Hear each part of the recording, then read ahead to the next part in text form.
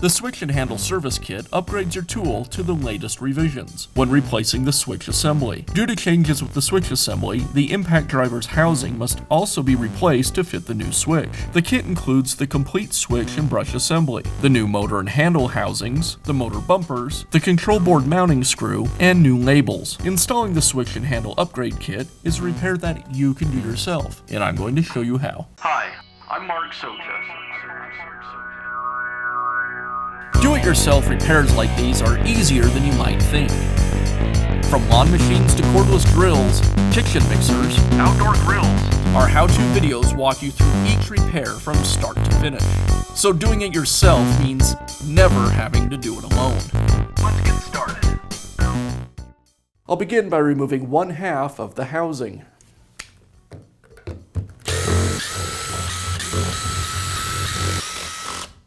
I'll cut the label at the rear of the housing, and then I can separate the two halves.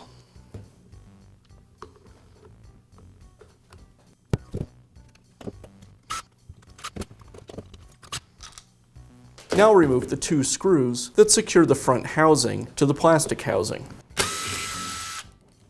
With the screws removed, I can lift the motor and gearbox assembly away from the lower housing. Now I'll pull the brush springs away from the brushes.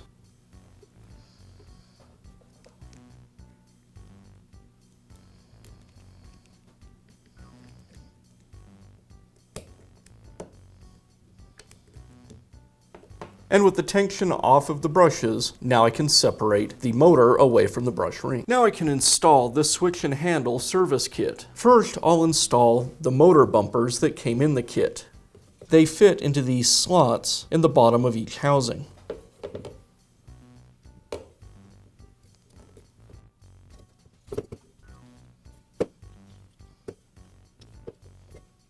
There's a couple of parts I'll need to transfer from the old switch and handle assembly to the new. That would be the spring that supports the battery terminal and the direction selector. I'll place the spring into the new battery terminal on the new switch. And I'll begin installing the switch assembly into the housing.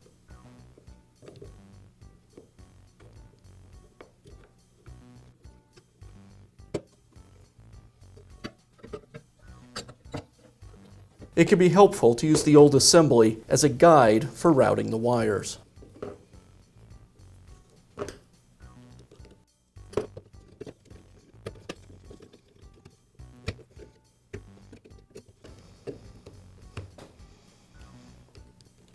With the control board back in place, I'll secure it with the screw that came in the kit. And I'll reinstall the direction control lever. I'll begin to route the brush card wires through the housing. I won't install the brush card at this point though, because it'll need to be loose as we reinstall the motor. Now I'll pull the brush tension springs away from the brushes so I can reinstall the armature.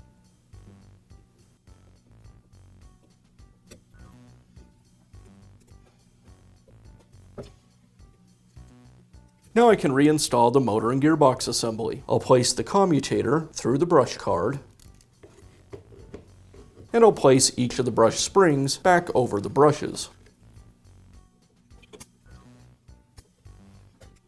Now I'll align each of the components with the housing. The field has a notch on either side. Those notches align with tabs on the plastic housing. One of the notches needs to be aligned straight up. I'll align the brush card with the housing, and I'll tuck the brush card wires back into the housing. Now I can install the other half of the housing. I'll place the sticker that came with the kit onto the housing. You can use a Sharpie to fill in the model number and serial number on your tool. By installing this upgrade kit, you've basically upgraded your tool to the latest model.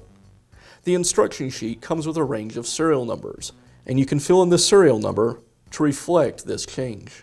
And now I'll reinstall the housing.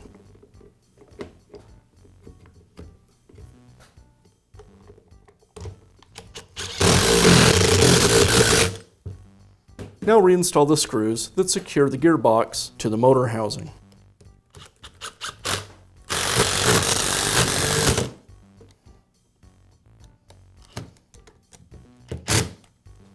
I'll finish up by installing the warning sticker that came with the kit.